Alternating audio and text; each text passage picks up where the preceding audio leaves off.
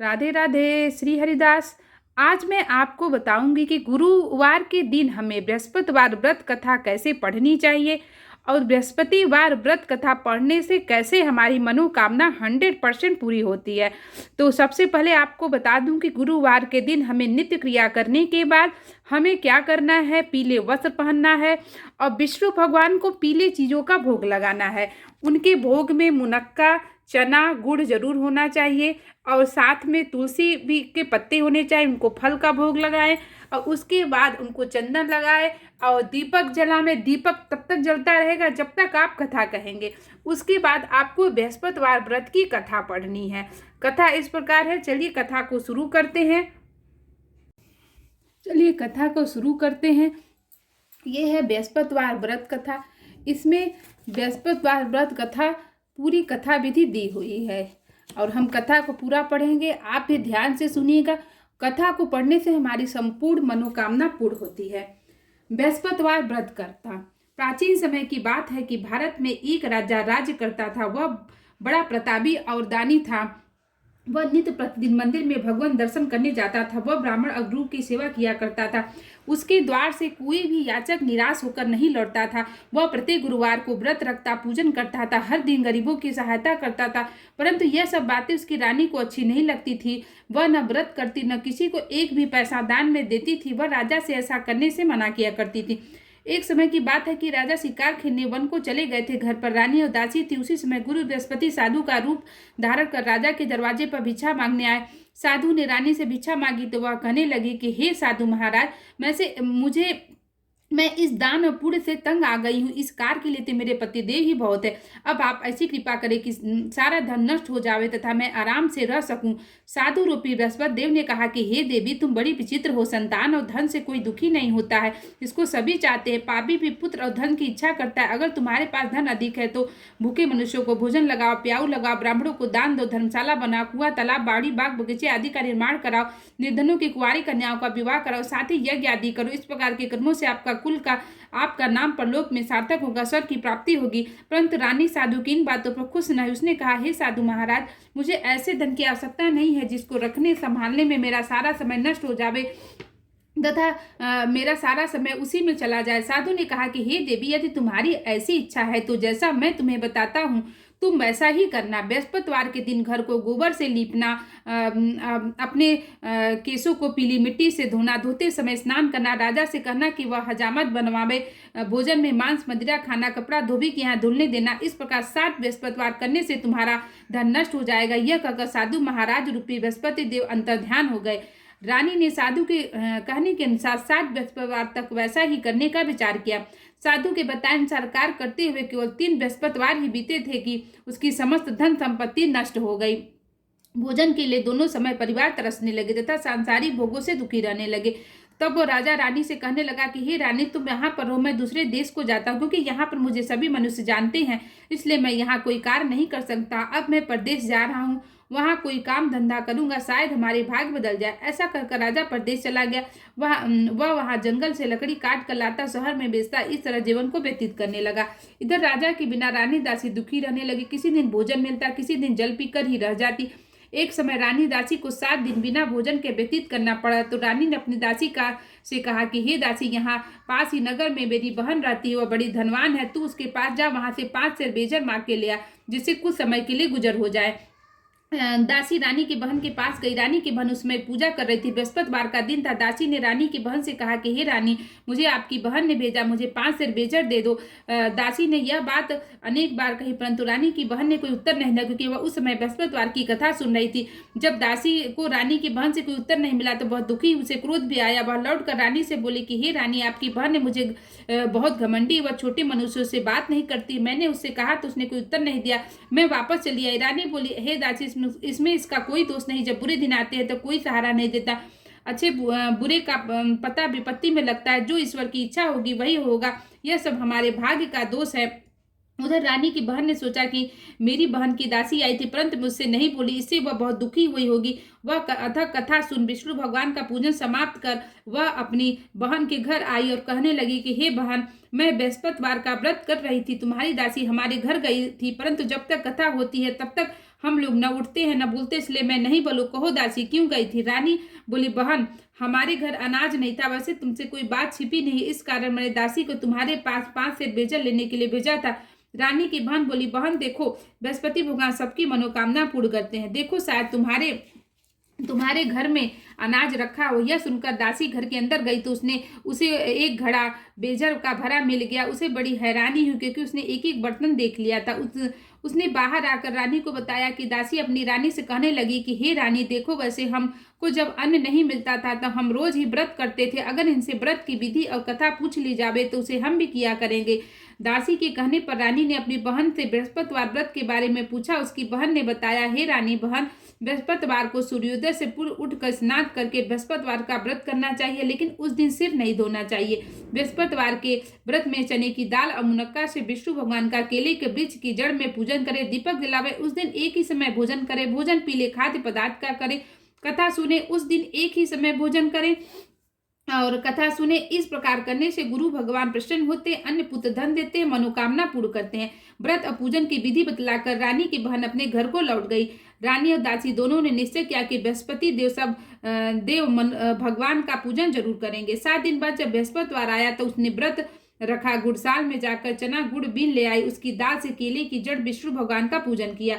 अब भोजन पीला कहाँ से आवे, दोनों बड़ी दुखी हुई, परंतु उसने व्रत किया था, इस कारण बृहस्पति भगवान प्रसन्न थे। एक साधारण व्यक्ति के रूप में 2 थालों में सुंदर पीला भोजन लेकर आए और दासी को देकर बोले कि हे दासी, यह भोजन तुम्हारे रानी के लिए, तुम दोनों करना। दासी भोजन पाकर बड़ी प्रसन्न हुई और रानी से बोली कि रानी जी भोजन कर लो। रानी को भोजन आने के बारे में कुछ पता नहीं था, इसलिए वह दासी से बोली, जा तू ही भोजन कर, क्यों तुम्हारी व्यर्थ में हंसी उड़ाती है। दासी बोली, एक व्यक्ति भोजन दे गया। रानी कहने लगी, वो भोजन तेरे लिए दे गया है, तू ही भोजन कर। दासी ने कहा, वह व्यक्ति हम दोनों के लिए 2 थालों में भोजन दे गया, इसलिए मैं और आप दोनों साथ में भोजन करेंगे। दोनों ने गुरु भगवान को नमस्कार कर भोजन प्रारंभ किया।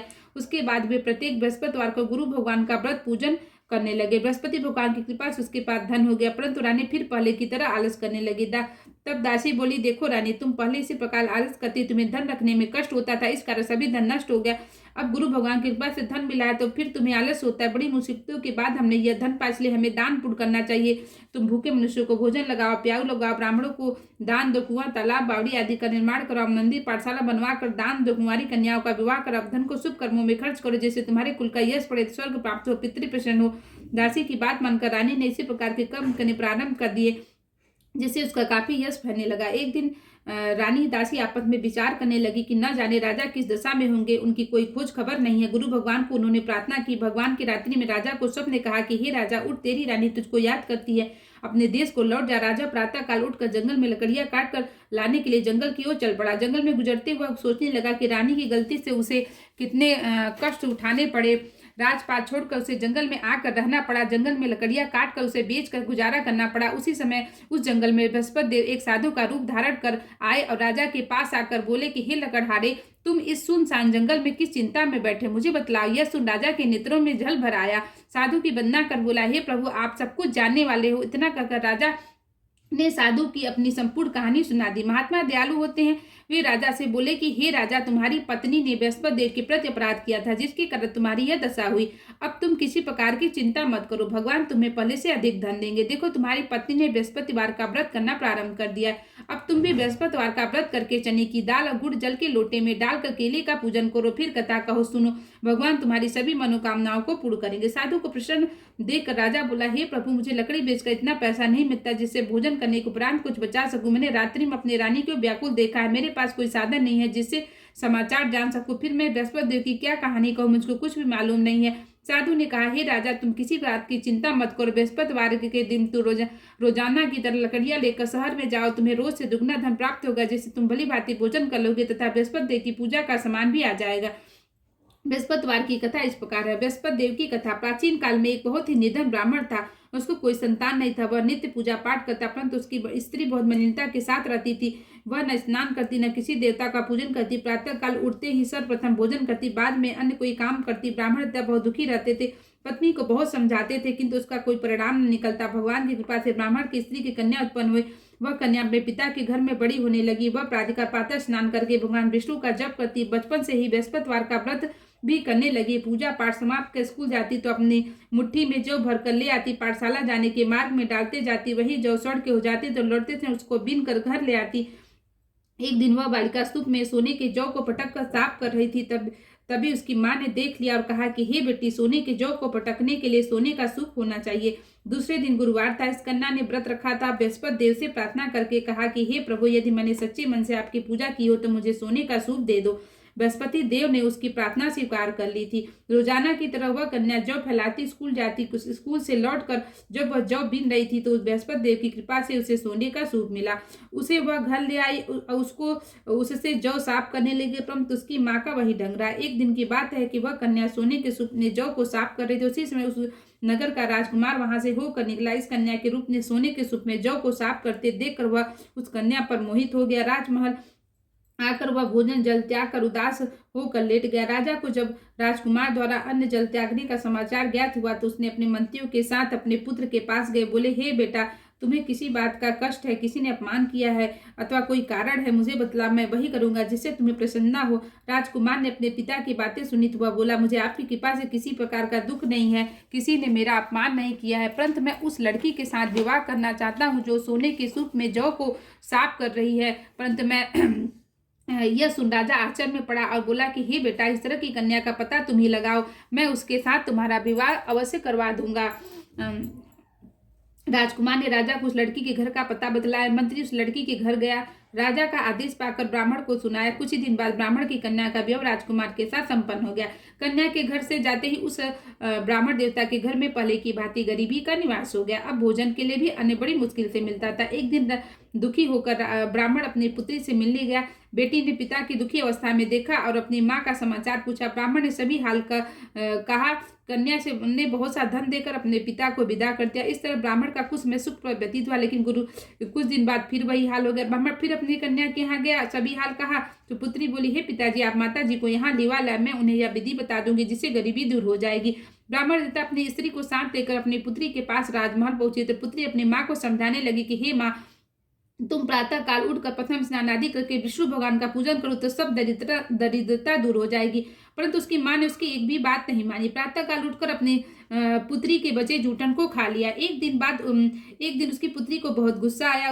उसने एक रात एक कोठरी से सारा सामान निकाल कर अपनी माँ को उसमें बंद कर दिया। प्रातः उसमें से स्नान आदि करा के पूजा पाठ करवा दो। उसकी माँ की बुद्धि ठीक हो गई। इसके बाद वह नियम से पूजा पाठ करती, प्रत्येक बृहस्पतिवार को व्रत रखने लगी। इस व्रत के प्रभाव से उसकी माँ भी बहुत धनवान हो गई और बृहस्पति देवता के प्रभाव से स्वर्ग हो गई। वह ब्राह्मण भी सुख को भोग कर स्वर्ग को प्राप्त हो गया। इस तरह कहानी कहकर साधु देवता वहां से लोप हो गया। धीरे धीरे समय व्यतीत होने पर बृहस्पतिवार का दिन आया। राजा जंगल में लकड़ी काटकर किसी शहर में बेचने गया। उस दिनों से अधिक धन मिला। राजा ने चना गुड़ आदि लाकर बृहस्पतिवार का व्रत किया। उस दिन से उसके सभी क्लेश दूर हो गए। परंतु जब अगला गुरुवार का दिन आया तो बृहस्पतिवार का व्रत करना भूल गया। इस कारण बृहस्पति भगवान नाराज हो गए। उस दिन उस नगर के राजा ने विशाल यज्ञ का आयोजन किया तथा अपनी समस्त राज्य में घोषणा करा दी कि कोई भी मनुष्य अपने घर में न भोजन तथा आग भी नहीं जलाएगा। समस्त लोग मेरे यहाँ भोजन करने आएंगे। इस आज्ञा को जो न मानेगा उसे फांसी की सजा दी जाएगी। राजा की आज्ञा अनुसार राज्य के सभी वासी राजा के भोग में सम्मिलित है, लेकिन लकड़हारा कुछ देर से पहुंचा, इसलिए राजा उसको अपने साथ में महल में ले गए। जब राजा लकड़हारे को भोजन करा रहे थे तो रानी की दृष्टि उस खूंटी पर पड़ी जिस पर उसका हार लटका हुआ था। उसे हार पर खूंटी पर लटका दिखाई नहीं दिया। राजा को निश्चय होगा कि मेरा हार लकड़हारे ने चुरा लिया। उस समय सैनिक बुलाकर उसको जेल खाने में डलवा दिया। जब लकड़हारा जेल खाने में गया तो बहुत दुखी होकर विचार करने लगा कि न जाने कौन से पूर्वजन्म के कर्म से मुझे यह दुख प्राप्त हुआ है, और उस साधु को याद करने लगा जो जंगल में मिला था। तत्काल बृहस्पति साथी के रूप में प्रकट हो गया। उसकी दशा को देखकर कहने लगे कि अरे मूर्ख, तूने बृहस्पति देव की कथा नहीं की थी, इस कारण तुम्हें यह दुख प्राप्त हुआ है। अब तुम किसी प्रकार का चिंता मत करो। बृहस्पतिवार के दिन जेल खाने के दरवाजे पर 4 पैसे पड़े मिलेंगे, उससे तू बृहस्पति देव की पूजा करना तो तेरे सभी कष्ट दूर हो जाएंगे। अगले बृहस्पतिवार उसे जेल के द्वार पर 4 पैसे मिले। राजा ने पूजा का सामान मंगवाकर कथा कही, प्रसाद बटा। उसी रात्रि को बृहस्पति देव ने उस नगर के राजा को स्वप्न कहा कि हे राजा, तूने जिस आदमी को जेल खाने में बंद किया वह निर्दोष है, वह राजा उसे छोड़ देना। रानी का हार उस खूंटी पर लटका हुआ, अगर तू ऐसा नहीं करेगा तो मैं तेरा राज्य नष्ट कर दूंगा। राजा प्रातः काल उठा, खूंटी पर हाथ टंगा देखकर लकड़हारे को बुलाकर क्षमा मांगी और राजा के योग्य सुंदर वस्त्र आभूषण भेंट कर उसे विदा किया। गुरुदेव की आज्ञा अनुसार राजा अपने नगर की ओर चल दिया। राजा जब नगर के निकट पहुंचा तो उसे बड़ा आश्चर्य हुआ। नगर में पहले से अधिक बाग, तालाब, कुएं, बहुत से धर्मशालाएं, मंदिर आदि बने हुए थे। राजा ने पूछा कि यह किसका बाग, धर्मशाला है? तब नगर के सब लोग कहने लगे कि यह सब रानी दासी द्वारा बनवाए गए। राजा को आश्चर्य हुआ, गुस्सा भी आया। जब राजा ने खबर सुनी कि राजा आ रहे हैं, तब उसने अपनी दासी से कहा कि हे दासी, देख राजा हमको कितनी बुरी हालत में छोड़ गए थे, वह हमारी ऐसी हालत देखकर कहीं लौट न जाए, इसलिए तू दरवाजे पर खड़ी हो जा। राजा के आज्ञा अनुसार दासी दरवाजे पर खड़ी हो गई। जब राजा आए तो उसे अपने साथ महल में लिवा गई। जब राजा ने क्रोध करके अपनी तलवार निकाली, पूछने लगा, बताओ यह धन तुम्हें कैसे प्राप्त हुआ? तब दासी ने कहा कि हमें यह सब धन बृहस्पति देव की व्रत के प्रभाव से प्राप्त हुआ है। राजा ने तब निश्चय किया कि 7 रोज बाद तो सभी बृहस्पति देव का पूजन करते हैं, परंतु मैं रोजाना दिन में 3 बार कथा कहूंगा, रोज व्रत किया करूंगा। अब हर समय राजा के दुपट्टे में चने की दाल बनी रहती थी। दिन में 3 बार कथा कहता था। एक रोज राजा ने विचार किया कि चलो अपनी बहन के यहाँ हुआवे। इस तरह का निश्चय कर राजा घोड़े पर सवार हो अपनी बहन के यहाँ चल दिया। मार्ग में उसने देखा कुछ आदमी एक मुर्दे को लिए जा रहे। उसने उन्हें रोककर राजा कहने लगा कि अरे भाइयों, मेरे बृहस्पति देव की कथा सुनो। वे बोले, लो हमारा आदमी मर गया, ऐसी कथा की पड़ी है। परंतु कुछ आदमी बोले, अच्छा कहो, हम तुम्हारी कथा जरूर सुनेंगे। राजा ने दाल निकाली, कथा कहनी शुरू कर दी। जब कथा आदि तो मुर्दा हिलने लगा। जब कथा समाप्त हुई तो राम राम कहते हुए मुर्दा खड़ा हो गया। राजा आगे बढ़ा, उसे चलते चलते शाम हो गई। आगे मार्ग उसने एक किसान खेत में हल चलाता मिला। राजा उसे बोला कि अरे भैया, तुम मेरे बृहस्पति देव की कथा सुन लो। किसान बोला, जब तक मैं तेरी कथा सुनूंगा तब तक 4 हड़ैया जोत लूंगा, जा अपनी कथा किसी और को सुनाना। राजा आगे चलने लगा। राजा के हटते ही बैल पछाड़ का गिर गया। किसान के पेट में बहुत जोर से दर्द होने लगा। उसी में किसान की पत्नी रोटी लेकर आई। उसने जब यह सब हाल देखा तो पुत्र से सब हाल पूछा। बेटे ने सभी हाल बता दिया। बुढ़िया दौड़ी दौड़ी उस घुड़सवार के पास गई। उसे बोली, मैं तेरी कथा सुनूंगा, तू अपनी कथा मेरे खेत पर चलकर कहना। राजा को लौटकर बुढ़िया के खेत पर जाकर कथा कही, जिसके सुनते ही बल खड़ा हो गया। किसान के पेट का दर्द भी बंद हो गया। राजा अपने बहन के पास पहुंच गया। बहन ने भाई की खूब मेहमानी की। दूसरे रोज प्रातः काल राजा जगा तो वह देखने लगा कि सब लोग भोजन कर रहे हैं। राजा ने अपनी बहन से जब पूछा कि ऐसा कोई मनुष्य है जिसने भोजन नहीं किया, जो मेरे बृहस्पति देव की कथा सुन ले? तो बहन बोली, हे भैया, यह देश ऐसा है, पहले यहाँ लोग भोजन करते हैं, बाद में काम करते हैं। अगर पड़ोस में कोई हो तो मैं देखाती हूँ। ऐसा कहकर बहन देखने चली गई, परंतु उससे कोई भी ऐसा व्यक्ति नहीं मिला जिसे भोजन न किया हो। फिर वह एक कुम्हार के घर गई जिसका लड़का बीमार था। वह मालूम उसके यहाँ 3 दिन से किसी ने भोजन नहीं किया।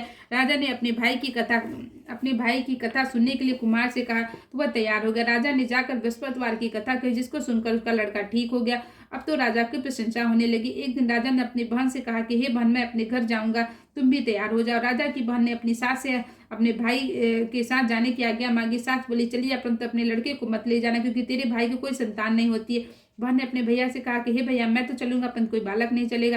राजा ने कहा, जब कोई बालक नहीं चलेगा तब तुम ही चलकर क्या करोगे? दुखी मन से राजा अपने नगर की ओर लौटा। राजा ने अपनी रानी से कहा कि हम निसंतान, इसलिए कोई हमारा घर आना जाना पसंद नहीं करता, इसलिए वह बिना भोजन आदि किए शैया पर लेट गया। रानी बोली, हे प्रभु, बृहस्पति देव ने हमें सब कुछ दिया, वे हमें संतान भी अवश्य देंगे। उस रात्रि बृहस्पति ने राजा को सपने कहा कि हे राजा, उठ, सभी से त्याग दे, तेरी रानी गर्भवती है। राजा को यह जानकर बड़ी खुशी हुई। 9वें महीने रानी के गर्भ से एक सुंदर पुत्र पैदा हुआ। जब राजा की बहन ने यह शुभ समाचार सुना तो वह बहुत खुश हुई तथा बधाई लेकर अपने भाई के यहाँ आई। तब रानी ने कहा कि घोड़ा चढ़कर नहीं आई, गधा चढ़ी है। राजा की बहन बोली कि भाई, मैं इस प्रकार न कहती, तुम्हें औलाद कैसे मिलती? बृहस्पति देव ऐसे हैं, जिसके मन में जो कामनाएं रहती हैं सभी को पूर्ण करते हैं। जो सद्भावना पूर्वक बृहस्पतिवार का व्रत करता है, कथा पढ़ता है, सुनता है, दूसरों को सुनाता है, बृहस्पति देव उसकी सभी मनोकामनाएं पूर्ण करते हैं। बृहस्पति देव उनकी सदैव रक्षा करते हैं। जो संसार में सद्भावना सच्चे हृदय से बृहस्पति देव का पूजन करते हैं, उनकी सभी मनोकामनाएं उसी प्रकार पूर्ण होती हैं जैसे रानी और राजा ने बृहस्पति देव की कथा का गुणगान किया था। उनकी सभी इच्छाएं बृहस्पति देव ने पूर्ण की थी। मनुष्य को हृदय से मनन करते हुए उनको जय जयकार बोलना चाहिए। बोलो बृहस्पति भगवान की जय। तो भक्तों, आप भी बृहस्पतिवार की व्रत को कथा को जरूर कहें। उसके बाद बृहस्पति भगवान की आरती कहें, उनको प्रणाम करें और उनसे क्षमा मांगे। उसके बाद आप एक लोटे में पानी लेकर केले के वृक्ष में जाके मुनक्का, चना, गुड़ डालकर उनको जल दें और उनको प्रणाम करें। आपकी मनोकामना जरूर पूर्ण होगी। राधे राधे। श्री हरिदास।